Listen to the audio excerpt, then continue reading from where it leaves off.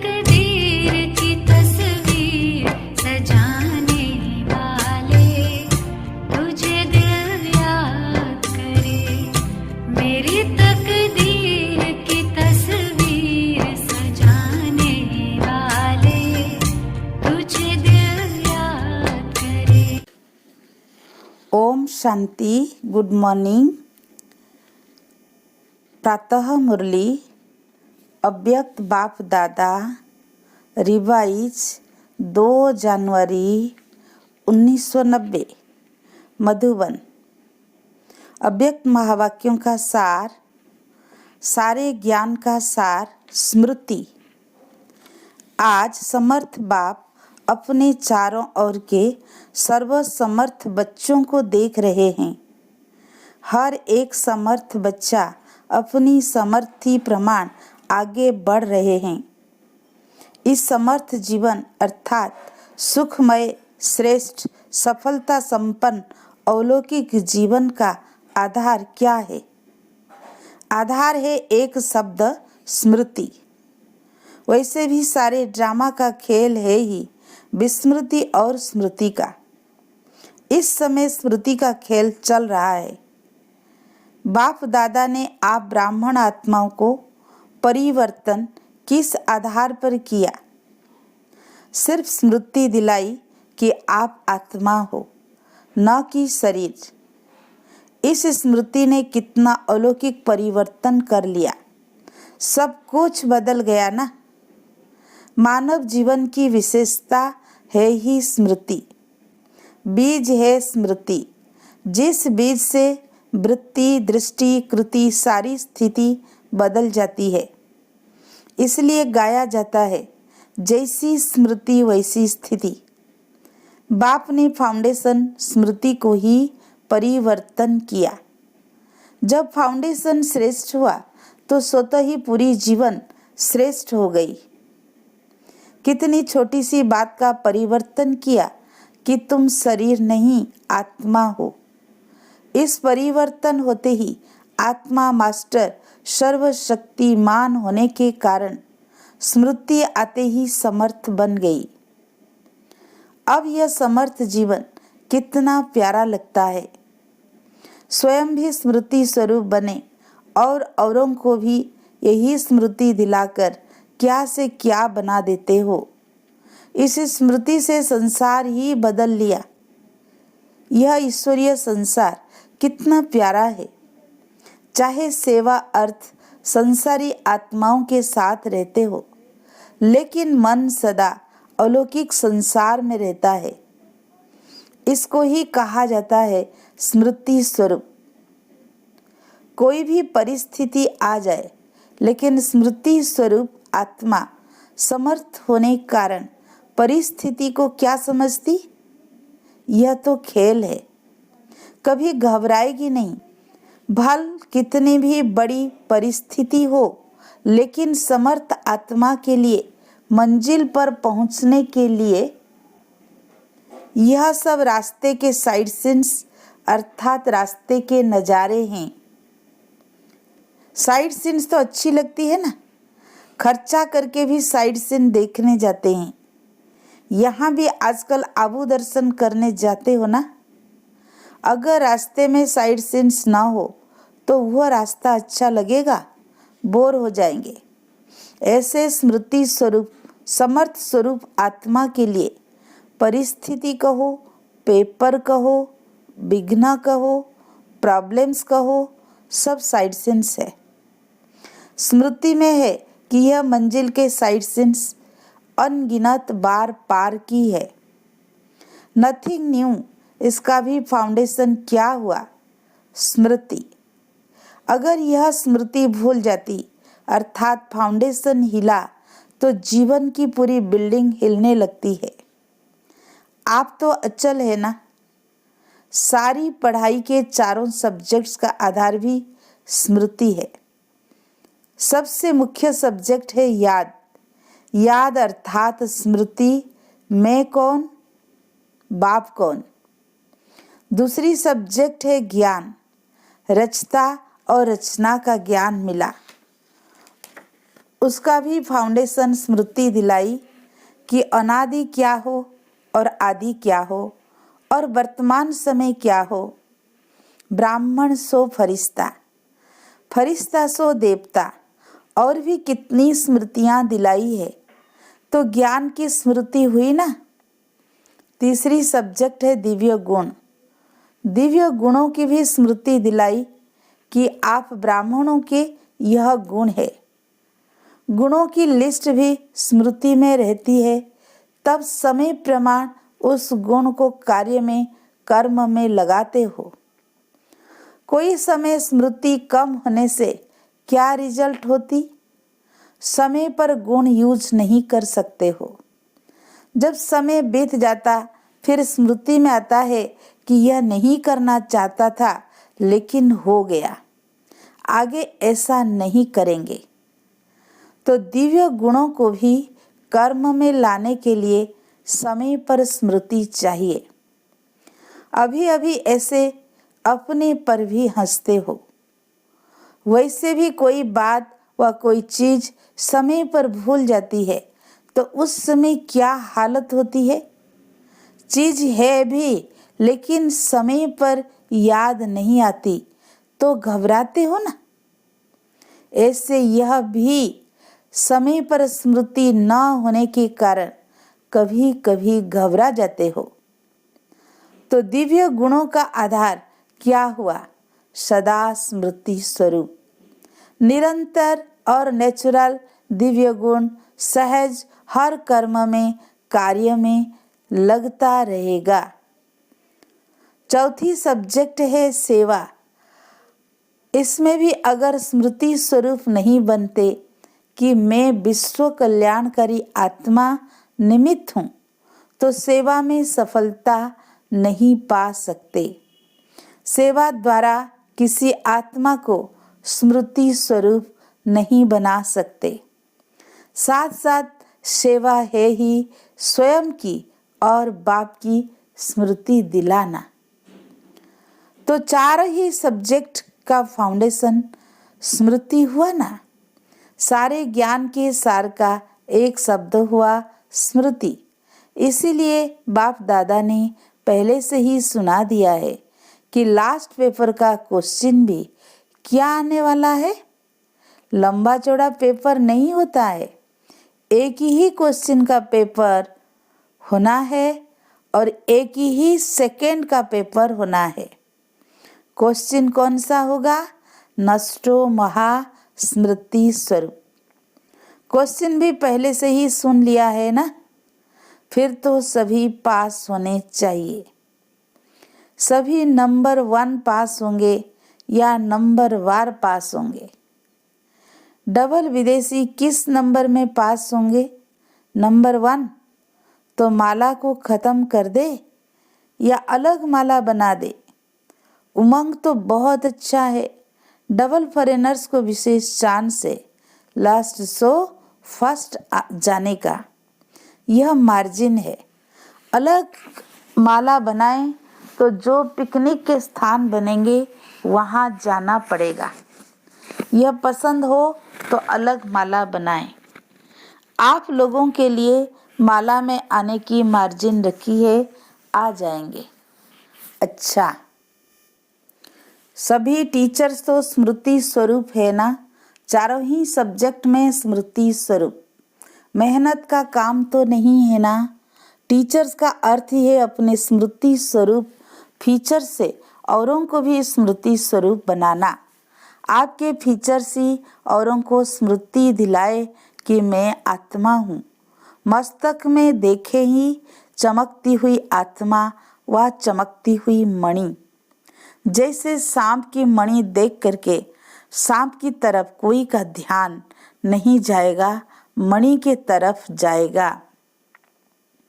ऐसे अविनाशी चमकती हुई मणि को देख देहभान स्मृति में नहीं आए। अटेंशन स्वतः ही आत्मा की तरफ जाए। टीचर्स इसी सेवा के निमित्त हो।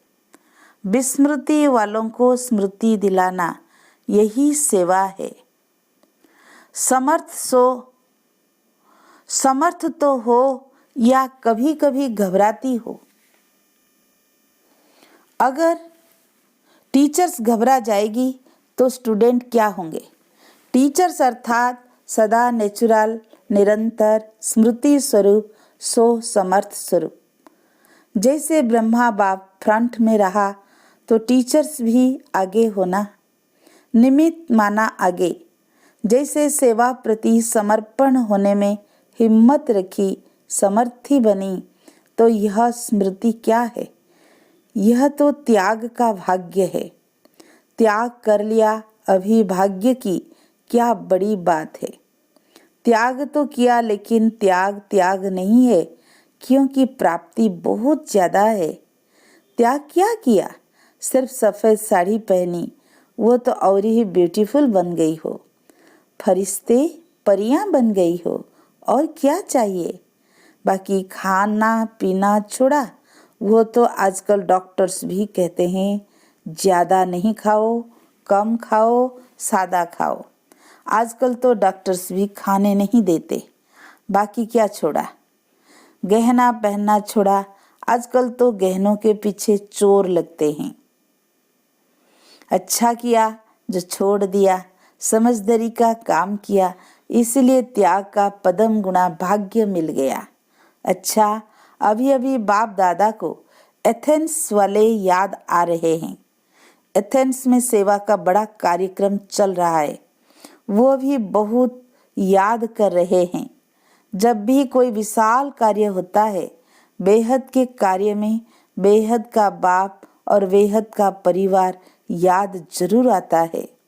जो भी बच्चे गए हैं, हिम्मत वाले बच्चे हैं। जो निमित्त बने हैं, उन्हों की हिम्मत कार्य को श्रेष्ठ और अचल बना देती है। बाप के स्नेह और विशेष आत्माओं की शुभ भावना, शुभ कामना बच्चों के साथ है। बुद्धिवानों की बुद्धि किसी द्वारा भी निमित्त बनाए अपना कार्य निकाल देते हैं। इसीलिए बेफिक्र बादशाह बन, लाइट हाउस माइट हाउस बन, शुभ भावना, शुभ कामना के वाइब्रेशंस फैलाते रहो। हर एक सर्विसेबल बच्चे को बाप दादा नाम और विशेषता सहित याद प्यार दे रहे हैं। अच्छा, सदा निरंतर स्मृति स्वरूप समर्थ आत्माओं को सदा स्मृति स्वरूप बन, हर परिस्थिति को साइड सीन अनुभव करने वाले विशेष आत्माओं को सदा बाप समान चारों ओर स्मृति की लहर फैलाने वाले महावीर बच्चों को सदा तीव्र गति से पास विथ अनर होने वाले महारथी बच्चों को बाप दादा का याद प्यार और नमस्ते।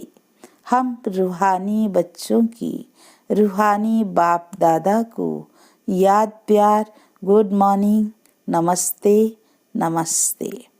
प्यारे बाप दादा को दिल से शुक्रिया शुक्रिया शुक्रिया। दिल्ली जोन से अव्यक्त बाप दादा की मुलाकात। सदा अपने भाग्य को देख हर्षित होते हो, सदा वाह वाह के गीत गाते हो। हाय हाय के गीत समाप्त हो गए या कभी कभी दुख की लहर आ जाती है। दुख के संसार से न्यारे हो गए और बाप के प्यारे हो गए, इसलिए दुख की लहर स्पर्श नहीं कर सकती। चाहे सेवा अर्थ रहते भी हो, लेकिन कमल समान रहते हो। कमल पुष्प कीचड़ से निकल नहीं जाता, कीचड़ में ही होता है, पानी में ही होता है, लेकिन सदा न्यारा होता है। तो ऐसे न्यारे बने हो। न्यारे बनने की निशानी है, जितना न्यारे उतना बाप के प्यारे बनेंगे। स्वतः ही बाप का प्यार अनुभव होगा और यह परमात्म प्यार छत्र छाया बन जाएगा। जिसके ऊपर छत्र छाया होती है वो कितना सेफ रहता है। जिसके ऊपर परमात्म छत्र छाया है उसको कोई क्या कर सकते हैं। इसलिए फखूर में रहो कि हम परमात्म छत्र छाया में रहने वाले हैं। अभिमान नहीं है, लेकिन रूहानी फखूर है। बॉडी कॉन्शियस होंगे तो अभिमान आएगा, आत्मा अभिमानी होंगे तो अभिमान नहीं आएगा, लेकिन रूहानी फखूर होगा। और जहाँ फखूर होता है वहाँ विघ्न नहीं हो सकता। या तो है फिकर या है फखूर, दोनों साथ नहीं होते। दाल रोटी अच्छे से अच्छी देने के लिए बाप दादा बंधा हुआ है। रोज 36 प्रकार के भोजन नहीं देंगे, लेकिन दाल रोटी प्यार की जरूर मिलेगी। निश्चित है, इसको कोई टाल नहीं सकता। तो फिकर किस बात का? दुनिया में फिकर रहता है कि हम भी खाए, पीछे वाले भी खाएं। तो आप भी भूखे नहीं रहेंगे, आपके पीछे वाले भी भूखे नहीं रहेंगे। बाकी क्या चाहिए? डनलप के तकिए चाहिए क्या? अगर डनलप के तकिए व बिस्तर में फिकर की नींद हो तो नींद आएगी? बेफिक्र होंगे तो धरनी पर भी सोएंगे तो नींद आ जाएगी। बाहों को अपना तकिया बना लो तो भी नींद आ जाएगी। जहाँ प्यार है वहाँ सूखी रोटी भी 36 प्रकार का भोजन लगेगी। इसीलिए बेफिक्र बादशाह हो। यह बेफिक्र रहने की बादशाही सब बादशाहियों से श्रेष्ठ है। अगर ताज पहनकर तख्त पर बैठ गए और फिक्र करते रहे तो तख्त हुआ या चिंता हुई? तो भाग्य विधाता भगवान ने आपके मस्तक पर श्रेष्ठ भाग्य की लकीर खींच दी है। बेफिक्र बादशाह हो गए। वह टोपी या कुर्सी वाले बादशाह नहीं, बेफिक्र बादशाह। कोई फिक्र है? पोतरे धोतरों का फिक्र है? आपका कल्याण हो गया ना, तो उन लोगों का जरूर होगा। तो सदा अपने मस्तक पर श्रेष्ठ भाग्य की लकीर देखते रहो। वह मेरा श्रेष्ठ ईश्वरीय भाग्य। धन दौलत का भाग्य नहीं, ईश्वरीय भाग्य। इस भाग्य के आगे धन तो कुछ नहीं है, वो तो पीछे पीछे आएगा। जैसे परछाई होती है, वो आपे ही पीछे पीछे आती है, या आप कहते हो पीछे आओ, तो यह सब परछाई है। लेकिन भाग्य है ईश्वरीय भाग्य। सदा इसी नशे में रहो। अगर पाना है तो सदा का पाना है। जब बाप और आत्मा अविनाशी है तो प्राप्ति विनाशी क्यों? प्राप्ति भी अविनाशी चाहिए। ब्राह्मण जीवन है ही खुशी की। खुशी से खाना, खुशी से रहना, खुशी से बोलना, खुशी से काम करना। उठते ही आँख खुली और खुशी का अनुभव हुआ। रात को आंखें बंद हुई, खुशी से आरामी हो गए। यही ब्राह्मण जीवन है। अच्छा, बाप दादा से व्यक्तिगत मुलाकात, आज्ञाकारी बनने से परिवार की दुआएं। बाप दादा के सामने गायत्री मोदी का परिवार बैठा है। बाप दादा इस परिवार की एक बात देख करके बहुत खुश है। कौन सी बात? आज्ञाकारी परिवार है। इतना दूर से पहुंच तो गए ना। यह भी दुआएं मिलती है जो आज्ञा पालन करता है। चाहे किसी की भी एक ने कहा, दूसरे ने माना, तो खुशी होती है। दिल से एक दो के प्रति दुआएं निकलती है। कोई अच्छा दोस्त या भाई हो, अगर कहते यह बहुत अच्छा है, तो यह दुआएं हुई ना। किसी को भी हाँ जी करना व आज्ञा मानना, इनकी गुप्त दुआएं मिलती है। तो दुआएं समय पर बहुत मदद देती है।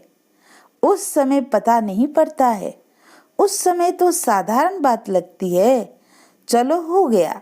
लेकिन यह गुप्त दुआएं आत्मा को समय पर मदद देती है।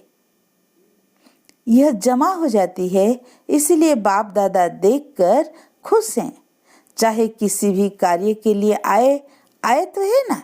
और यह भी याद रखना कि परमात्मा स्थान पर किसी भी कारण से, चाहे देखने के हिसाब से भी आ गए, जानने के हिसाब से भी आ गए, तो भी पांव रखा, उसका भी फल जमा हो जाएगा। यह भी कम भाग्य नहीं है, यह भाग्य भी आगे चल करके अनुभव करेंगे। उस समय अपने को बहुत भाग्यवान समझेंगे। किसी भी कारण से हमने पाँव तो रख लिया, अभी तो पता नहीं पड़ेगा, अभी सोचते होंगे पता नहीं क्या है, लेकिन बाप जानते हैं कि जाने अनजाने भाग्य जमा हो गया, जो समय पर आपको भी पता पड़ेगा और काम में आएगा। अच्छा, रसिया के भाई बहनों की याद चक्रधारी बहन ने दी।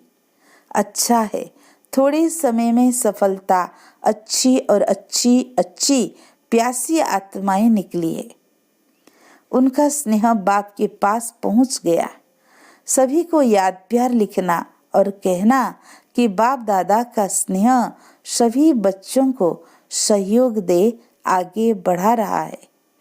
अच्छी सेवा है, बढ़ाते चलो। आज का वरदान, पुरुषार्थ की यथार्थ विधि द्वारा सदा आगे बढ़ने वाले सर्व सिद्धि स्वरूप भव।